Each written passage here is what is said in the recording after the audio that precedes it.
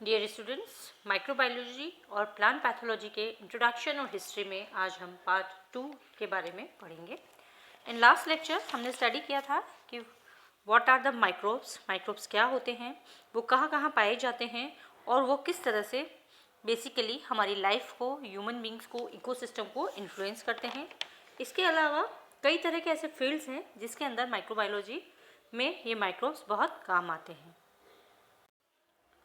Now we will see what are the major fields of applied microbiology. Microbiology के major applied प्रायोगिक जो fields हैं जिसको हम डे टू डे लाइफ में यूज़ करते हैं, वो फील्ड्स क्या हैं, वो क्षेत्र क्या है जिसमें हम माइक्रोबायोलॉजी का इस्तेमाल करते हैं। पहले हम फील्ड देखेंगे और उसके अलावा उसका जो अप्लाइड एरिया है, कहाँ पे हम उसको अप्लाइड कर सकते हैं, उसको हम कहाँ इम्प्लीफिकेशन कर सकते हैं, वह हम देखेंगे। पहला है मेडिकल माइक्रोबायोलॉजी।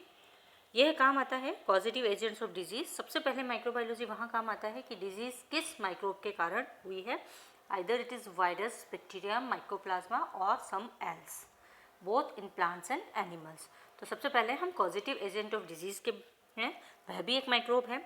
देन उसके बाद डायग्नोस्टिक प्रोसीजर चलता है, diagnostic procedure for identification of positive agents चलता है, and then after preventive measures.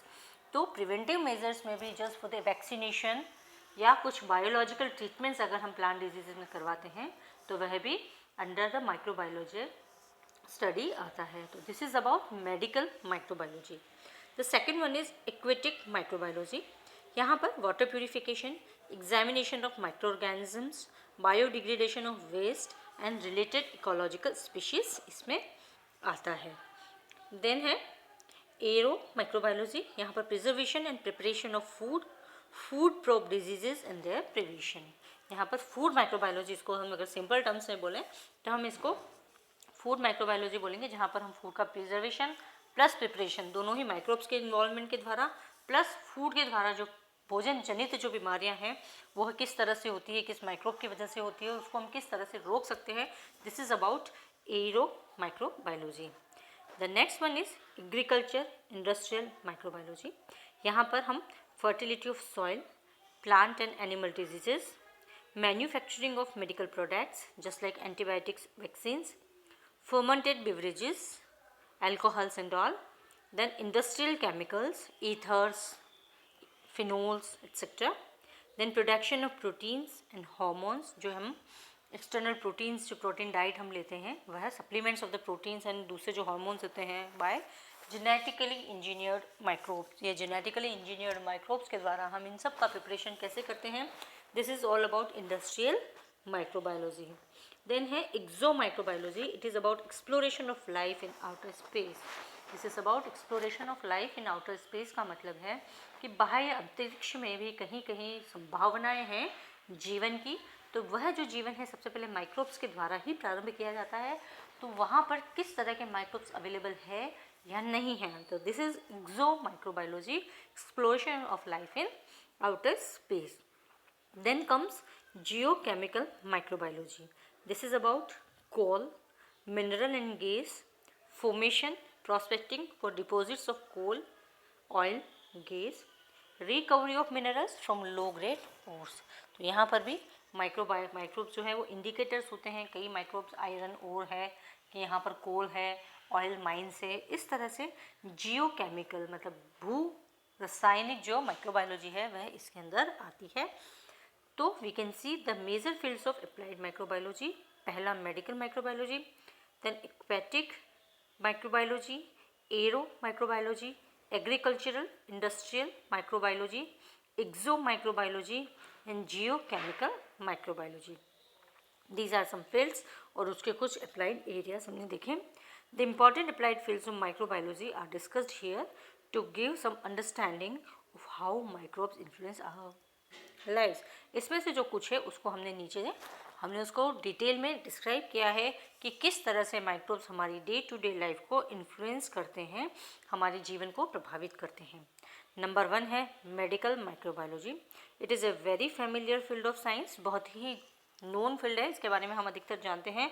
And it deals with microbes which cause disease in humans, animals and many plants. इसके अंदर वह सभी माइक्रोब आते हैं जो कि मनुष्य में पौधों में और जानवरों में कई तरह के रोग उत्पन्न करते हैं।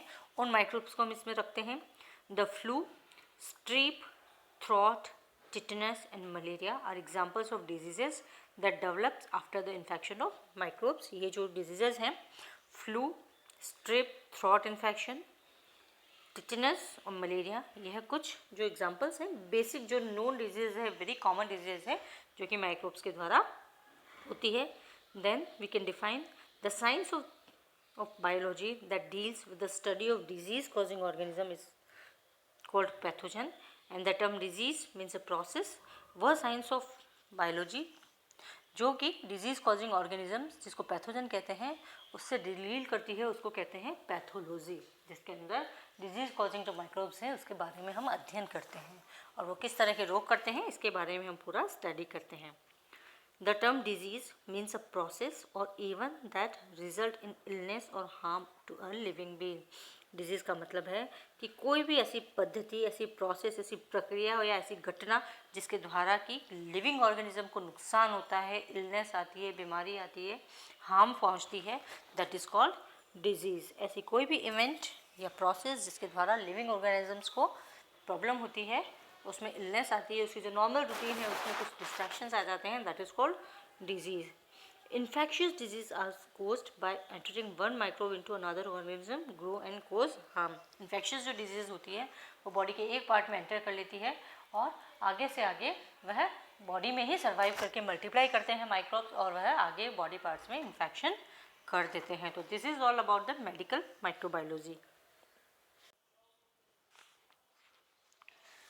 Now we will see what is food microbiology। Foods are transported and stored for a long period. During these processes, food may be contaminated by microbes। Food microbiology में हम देखते हैं कि फूड को एक प्लेस से दूसरी प्लेस पर आइदर ट्रांसपोर्ट किया जाता है या फिर उसको स्टोर किया जाता है लॉन्ग टाइम के लिए। तो इन द मीन वाइल इस ड्यूरेशन में यहाँ पर जो है फूड जो है कंटामिनेट हो जाता है माइक्रोब्स के द्वारा। तो the role of microbes in food poisoning, spoilage and preservation is studied in the branch of food and dairy microbiology।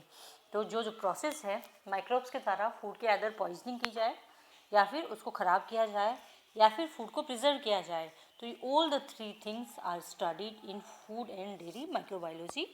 When microbes enter a food, they may either cause it to spoil, make it dangerous to eat or change it to another form that is still acceptable as food। जब micro food के अंदर enter करते हैं तो या तो दो तीन तरह की जो प्रोसेसेस हो सकती हैं, या तो वो उसको बिल्कुल ख़राब कर देते हैं, सड़ा देते हैं, या फिर उसको उसमें ऐसा परिवर्तन कर देते हैं कि वो है खाने लायक नहीं रह जाता है, या फिर उसको ऐसी दूसरी फॉर्म में चेंज कर देते हैं कि वह स्टिल ईटेबल रहता है। जस्ट लाइक मिल्क में अगर हम मिल्क को लैक्टोबैसिलस जमा देते हैं और वह दूसरा फॉर्म ऑफ फूड चेंज हो जाता है, दूध से दही बन जाता है, but still both are usable, दोनों को हम कंज्यूम कर सकते हैं। तो this is the process, the main basic things of food microbiology। The whole idea of storing and preserving food is based on preventing microbial growth।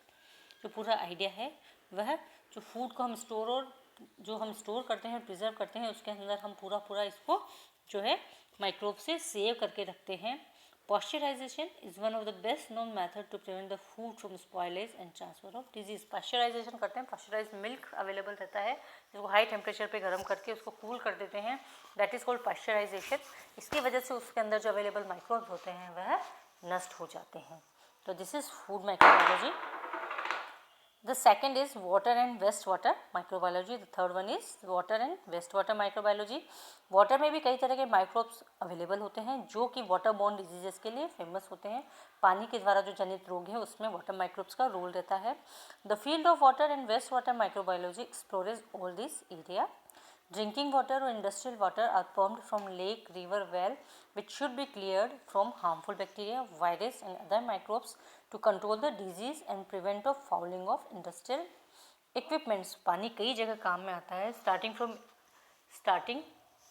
from the drinking to the cooling of industries। तो ये जो पानी है इसको supply करने से और उसको वहाँ तक फैलने से डिजीज़ को, यह माइक्रोबायोलॉजी, यहाँ पर माइक्रोब्स की स्टडी बहुत इम्पॉर्टेंट होती है। पानी क्या है कि रिवर, लेक्स वगैरह से, कुओं इत्यादि से लिया जाता है। उसमें कई तरह के हार्मफुल बैक्टीरिया होते हैं, उसको क्लियर किया जाता है, उसके बाद उसको प्रॉपर सप्लाई करवाया जाता है। इसके अलावा जो पानी है वह कई इंडस्ट्रीज़ में काम में आता है, वहाँ पर भी ये माइक्रोब्स नुकसान कर सकते हैं। तो यहाँ पर इन सब को माइक्रोब से बचाना ज़रूरी होता है। वाटर के द्वारा कॉलेरा और टाइफाइड फीवर जैसी डिजीजेज ह्यूमन में ट्रांसफ़र हो जाती है। Therefore it is essential to purify water before use. Waste water treatment plants जो होते हैं उसमें भी पानी को ट्रीट किया जाता है, वहाँ पर भी माइक्रोब्स का एप्लीकेशन होता है, ताकि इसको जो पानी एनवायरनमेंट में रिलीज़ किया जाए that could be safe and free from germs. The next one is soil and agricultural microbiology. Fertile soil is rich in microbial flora like bacteria, algae, fungi. जो भी fertile soil होती है उसमें कई तरह के microbes पाए जाते हैं, जैसे कि bacteria, algae and fungi. A good form is maintained by keeping regular presence of microbes. इस microbes की उपस्थिति फॉर्म में बहुत इंपॉर्टेंट मानी जाती है। यह decomposition and DK of dead organic matter के लिए बहुत ज़रूरी होते हैं। अगर ये माइक्रोबियल डिकम्पोजिशन नहीं होगा तो वेस्टेज जो है डेड ऑर्गेनिक मैटर ऐसा का ऐसा सॉइल पर रह जाएगा और सॉइल पॉल्यूशन करेगा। these microbes are responsible for the recycling of dead organic matter and make it available to reuse. So it is a very important use of microbes in decomposition of dead and decay organic matter. Just like this, again the sewage treatment plants also use microbes culture for spreading decay of waste products. जितने भी sewage treatment plants हैं वहाँ पर जो waste products होते हैं, जो fall things होती है, उसको ट्रीट करने के लिए भी वहाँ पर माइक्रोब्स का एप्लीकेशन किया जाता है। The next one is industrial microbiology. It is very promising area of applied microbiology. यहाँ पर बहुत सारे जो प्रोडक्ट्स हैं जो ह्यूमन वैल्यूज़ के हैं, ह्यूमन वेलफेयर के हैं, वह माइक्रोब्स की मदद से बनाए जाते हैं। अगर इनको लार्ज क्वांटिटी में बनाया जाए तो दीज आर वेरी यूजफुल। इसके अंदर microbiologist, engineers, biotechnologist and business, these all branches come together to produce this type of industry. The science concerned with the large scale growth of particular microbes, yeast, bacteria, molds, these are produced in large amount. yeast, bacteria और जो ये है जो कि बहुत काम के आते हैं इंडस्ट्रियल माइक्रोबायोलॉजी में, इनको लार्ज अमाउंट में प्रोड्यूस किया जाता है और अलग अलग इनको अप्लाई किया जाता है। ये इनका use enzymes, amino acids, antibiotics, alcohols, organic acids, growth regulators, pharmaceuticals, vaccines, steroids, synthetic fuels इत्यादि में किया जाता है। माइक्रोब्स के द्वारा जो मेटाबॉलिक एक्टिविटी होती है और उनके द्वारा जो बाई प्रोडक्ट्स बनाए जाते हैं वो है बहुत ही ज़रूरत होते हैं, बेसिक नीड्स होती हैं इंडस्ट्रीज़ की। और दीज आर जो प्रोडक्ट्स हैं वह एंजाइम्स के बनाने में, अमीनो एसिड सिंथेसिस में, एंटीबायोटिक्स प्रोडक्शंस में, अल्कोहल, ऑर्गेनिक एसिड इत्यादि बनाने में, ग्रोथ रेगुलेटर्स को डेवलप करने में, फार्मास्यूटिकल्स में, वैक्सीन्स में, स्टेरॉइड्स में और सिंथेटिक फ्यूल्स में काम में आते हैं। तो इन ऑल जो माइक्रोबायोलॉजी है उसकी बहुत सारी जो ब्रांचेस है वह बहुत सारी साइंटिफिक डिसिप्लिन से वह बहुत यूज़फुल है। Microbiology overlap with a number of scientific disciplines just like biochemistry, genetics, zoology, botany, ecology, pharmacology, medicine, food science, agriculture science, industrial science and environmental sciences. इतने सब को मिलाकर इतने सब में माइक्रोबायोलॉजी का यूज़ होता है। This much of it has such a vast area कि यहाँ पर this is applied to all these parts. The field vistas and challenges for the student of microbiology are virtually limitless and new discoveries are made daily. It is exciting, challenging field of science for the students and professionals also. It is a very important field of science जहाँ पर कि हम कई basic sciences के साथ deal करते हुए उसको ह्यूमन वेलफेयर के लिए यूज़ करते हैं। तो these are the major fields of microbiology and their applied areas. So thank you dear students. I hope you understand the topic about the fields and some applied areas of the microbiology. Thank you.